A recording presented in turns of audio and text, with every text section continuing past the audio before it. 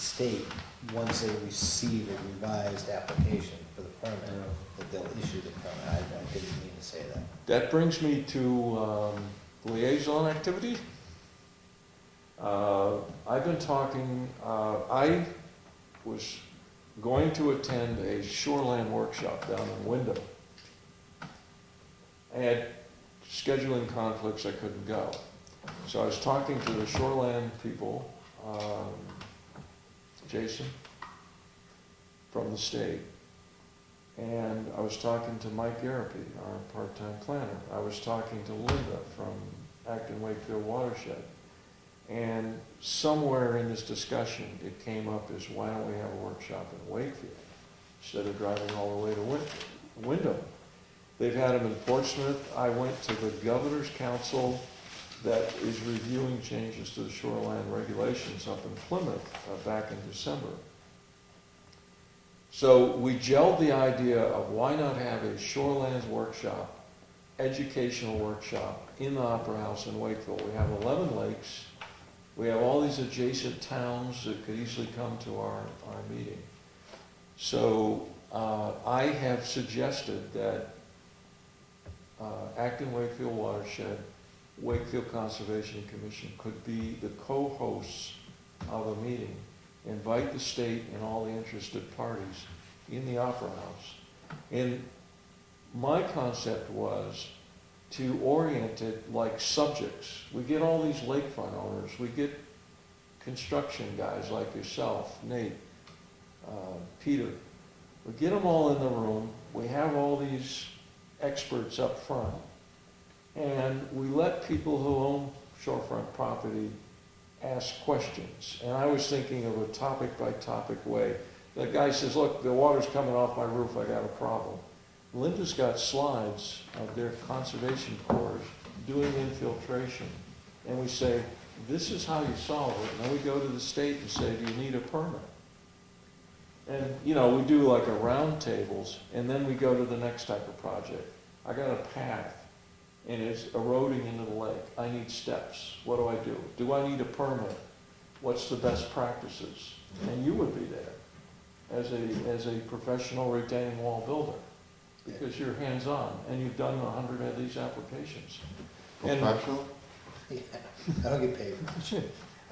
But anyway, I went, and the other person we'd have is Arthur, our code enforcement officer.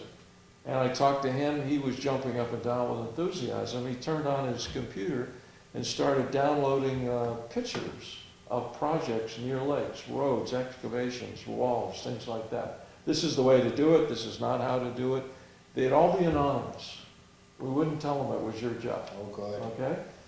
But, you know, when people want to do projects, and like this thing here, I mean, this is all designed and everything gets bounced back for redesign.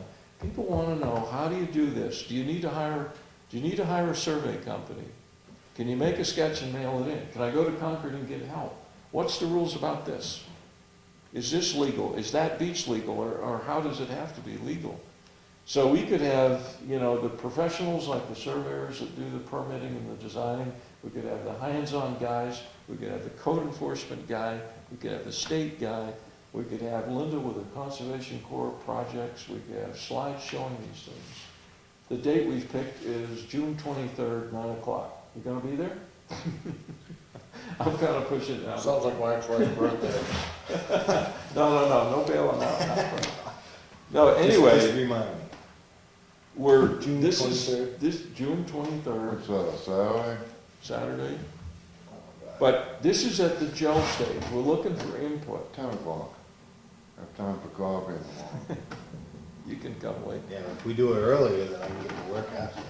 Well, we're thinking of 9 to 12. But the idea is we have all the summer people will be here in June. And so, you know, Linda gets good attendance at her lake program. This fits in with her program. So anyway, there's about 6 people kicking this idea around right now. We want to expand it to maybe about 20 people forming the idea to have this workshop. But the point is, a guy, you know, the people that come in with these applications, a guy can come to the Opera House this is my problem, what do I need to do? And then we have all these people that can answer the questions. I can, with a reminder, I can be there. All right. Well, the reason we wanted to involve you is a lot of these projects involve retaining walls. You've done all this permitting, you know the last job you did, you know what they require. You know, do you need a survey, a designer? What's the threshold that you have to spend $4,000 on a survey? I've seen You know, permits issued with homeowners doing 2 pages of, okay.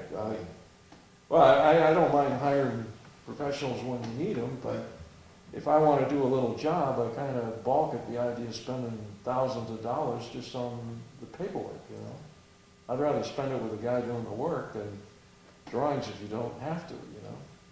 But anyway, I don't know the answer to these questions, and I don't think any single person does, and the shoreline rules are kind of constantly in flux. they're evolving. I can tell you that the state, I really believe that the state is trying to make it easier for projects to be approved. And I think that the state is trying to make it easier for towns and property owners to be more in control, so long as the information given to the state can't be rebuffed. You know, the problem that I see the state having is enforcing the rules that exist, because locally, folks don't take the time to make sure that what's being applied for is actually what's happening. So the state kind of throws the responsibility into the town's lap, or the homeowner's lap. And I appreciate it, because I would be one squeaking about giving me back my control over my property, or giving me back my control over my town, you know, local control. Yeah. Some people would say the state's dumping their problems on top of you. I would say the state's giving you the ability to take care of business. Yeah. Well, it's in everybody's interest that there's no denigration of lake water. We all agree to that. So the question is, the knowledge of the best practices. We're thinking of Best management practice. best practices to do the things that people want to do. Rules that limit doing the outrageous. But education of what's the right way to do it, what's the best way to do it. It's not what you can do, it's what you should do. But the people that own property, I mean, you deal with this every day, but as a property owner, how will they know even where to start? Do they call a bulldozer guy? No, they call somebody who gives them some guidance, or they go to some educational They'll workshop. have to attend June 23rd then. They'll have to attend June 23rd and find out then. Well, we're hoping that we could disseminate a lot of knowledge and have people with answers, you know. If we made a poster on it, own waterfront property, got questions, we got answers. So You know. then it's June 23rd at 9 o'clock. So what I would be doing is asking for the support, and when we get some more members here, this is obviously in the early stages, but when we get more members here, I'll ask for the support of the Conservation Commission to host that. You make cookies, right? Yeah, so Okay. do you need a motion for this or something? No, it's just discussion. Then let's do it and what's up? You guys are good for this? Yeah. Okay, we also, as this idea forms, we'll discuss it. Audience? Point of order, because this has nothing to do with what you're talking about. Being a member of the Regional Planning Commission down in Stratford, which you're a member of, you just don't have anybody representing you. Yeah. They have a planning for your local water supply seminar, March 22nd, and it would actually lead into your, maybe they can actually send Okay, more great. people to. Okay, planning for your local water supply, March 22nd. I think that's when I was planning to be there. Rochester Community Center, be our guest for lunch. This is 9 to 3, including lunch. Workshop theme, Food, I'm there. clean and reliable drinking water. This is, this is what I'm going to. This is really about drinking water, which any aquifer, any river, and any lake connects with your drinking water. This, I've been to these before. This is Public Water Systems Local Planners. I will be to this one, and this is hosted by DES, Acton Wakefield Watershed. Linda's been doing the Stratford Regional Planning and the City of Somersworth, Piscataqua Region Estuaries Partnership.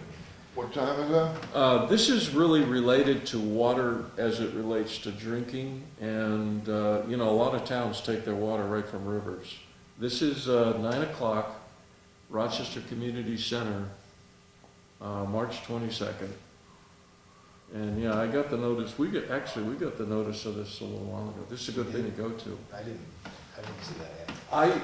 I try to attend all the workshops I can to be more knowledgeable and gather more material. Was And- it sent, was this sent to the Conservation Commission? Is this your? I get that when I go down to Stratford. Yeah, I might have got that in the mail, not through the conservation. I get those, you know, directly because I've been the last year or so I'm on the list.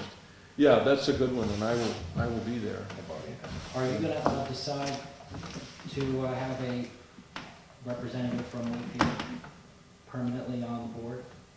On the You know, commission? we, I think in a meeting you were not at, we kicked that around and we couldn't get anybody to go down there. The thing is, we are getting some benefits and we're not paying any dues.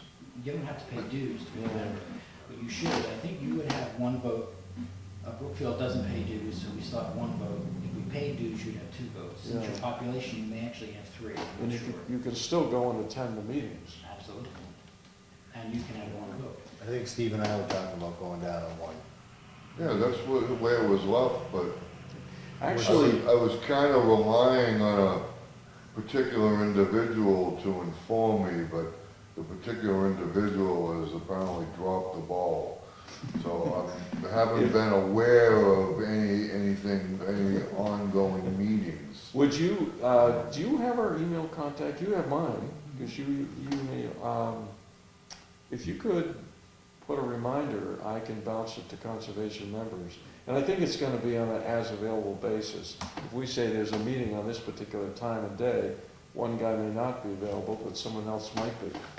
And it wouldn't hurt. There was a kind of a falling out between Wakefield Conservation and Stratford. And More the planning board than it was. Planning board, yeah, that's what I meant to say, I'm sorry. Planning board in Stratford, and it was the management of the planning board at the time. And we felt that there was some valuable planning experience I felt, to be gained from that. And so there was two opposing thoughts on whether or not to join or not. So the people that were on the planning board at the time didn't want to do it. Tom Doobie went for quite a while, but what we got back from people was it's too big city oriented. And we're on the edge of their area, unfortunately. And actually, three of us went and talked to Lake Region Planning. Everyone should belong to a regional planning. And nobody had any personal conflicts with him. But when we talked to him, he said, look, you're off our map. You know, all of our data and all of our maps are here, and you're right there on the That was outside a trip edge. to Molten Borough. That we took, Ralph went. So he said, you know, we'd love to welcome you, we like your interests, but you're just off the map. And we're not actually in Stratford County, but we're not actually in the Lakes Region area. Wolfboro is. We're in the corridor, we're in the Route 16 corridor that is, Yeah. people go to Stratford County to work and shop and do that kind of thing, so. But there are issues that are discussed there that affect the entire state. That's why it's important to have a voice there. Yeah, oh yeah, I agree. It's, I think it'll just have to be in an as needed. You would occasionally go if you were free, One right? of them, or- I've been videotaping almost all of them. You can actually see how they run just by going. to Was the he blaming website. you or me? I believe he was blaming me. Excellent. It's usually my Okay, email me and I'll bounce it. I have an email that goes to everybody. So when there is a meeting, and again, if I've got a conflict, I won't go, but if I'm open, who knows? I may, you know, tell us where and when, and if there's any special thing that's coming up, any special subject. and we'll certainly consider. Would they reject seeing, 2 or 3 people show up from the town? I mean, how would they? No. Not at all. They're open to the public, right? Yeah. Absolutely.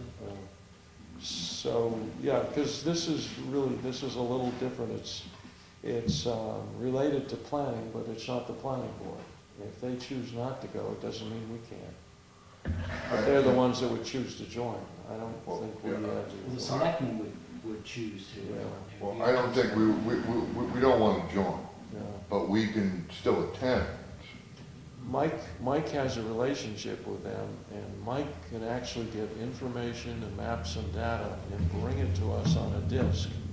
And they are a resource. And there's a general rule, every town in the state should belong to their regional. We're just kind of in Rebellious. the crack between 2 regions. Right, because the one I went to, it was all Portsmouth and Manchester, New Terry. Dover, New Durham.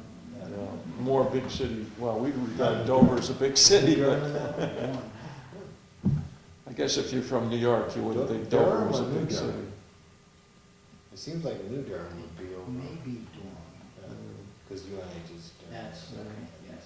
They're trying to form a region of special, see, we mentally would belong to the Lakes region because we think of ourselves as a Lakes region. We don't think of ourselves as a municipality like Dover. We don't have the government they have. We're nothing like Dover. We're more like the other small towns in Lakes region. But they said they couldn't accept us because all of their mapping, all of the data ends before you get to Wakefield. And that's Wolfboro. I think Brookfield belongs to Lakes. I always No, thought. we switched over to You're Stratford, Stratford, okay. because I represent Brookfield. Okay. Did they used to belong to Lakes? They used to. Yeah, because their map covered Brookfield. And why did they switch? I believe it was because, the same reason why you don't attend it now, is that it seemed like it was a whole different environment. Most of what they focus on is lakes and lakefront. And If you ask 5 people in town, you'll have 5 opinions on. I was told by people at Stratford that they had a lot to do with getting the state to widen, to make those turn lanes. They absolutely did. And that has, who knows, saved Wakefield residents' lives. I know there was one instance of a girl visiting her parents was killed in the middle of Route 16 because there was no turning lane. She stopped to turn left and bang, I think it was late at night, dark. The police chief just at that meeting, at the Comeau meeting, said that those turning lanes resulted in a lot of a safer travel. So, The concerned residents meeting? yeah, so that I thought it was for the grants, because of the grants.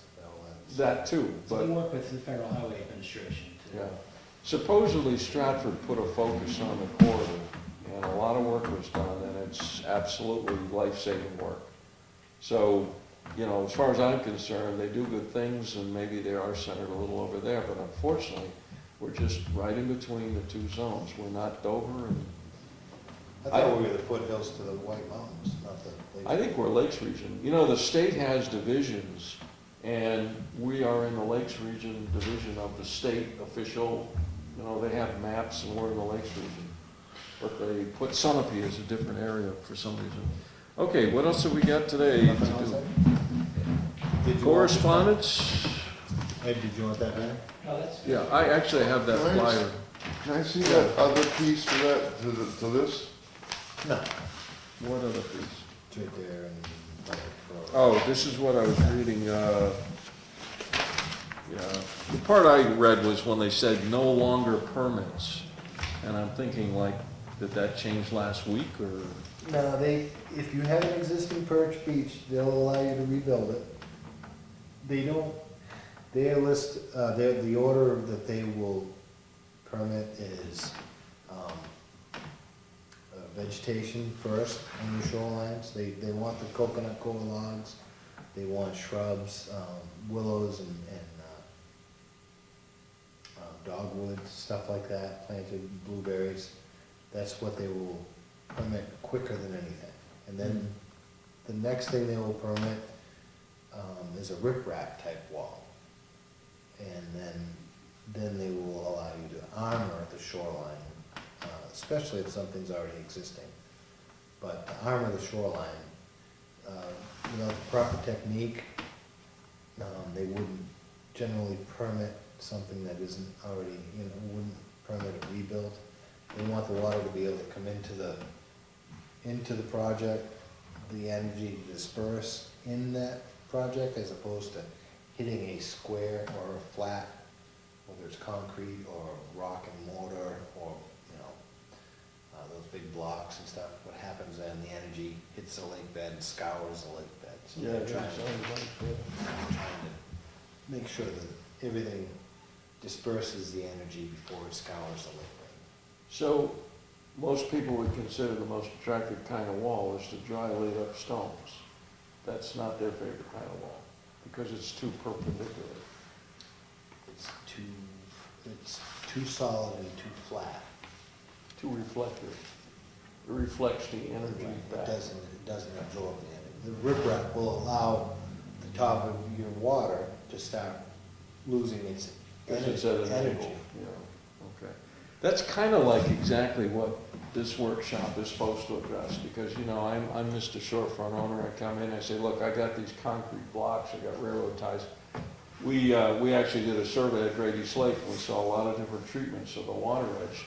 And a lot of these concrete block walls years ago were built vertical, this high, 4 feet high, and now they're leaning out because, the frost and the expansion, and so they're hanging out over the lake.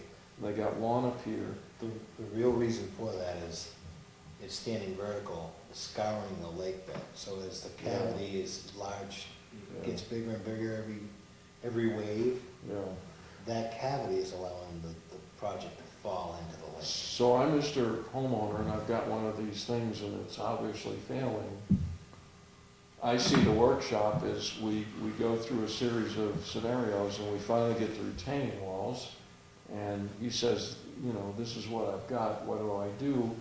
And we've got the expert that tells them what kind of permitting, we've got the guy who knows the right way to build it. We have all these people that in turn can give him information. Of course, you have to go to the state, but we want to give the best information possible so he can at least start in the right direction and come away with more knowledge about it. Stay tuned, June 23rd, 9 a.m. Okay. That's that meeting we're planning. Precisely. Okay, Yep. thanks, Steve. No problem. Anything else? No, I think we're through the list. We're gonna get the bids out. This is the critical thing, is we've gotta get the bids out, and I will make the changes and get that out tomorrow and get those guys working. That is time critical to get this process started.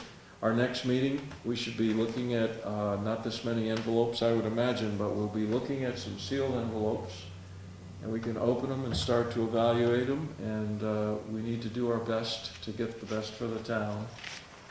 In terms of the price of that survey. We need good work that'll be done on time. Okay, no other business? Motion?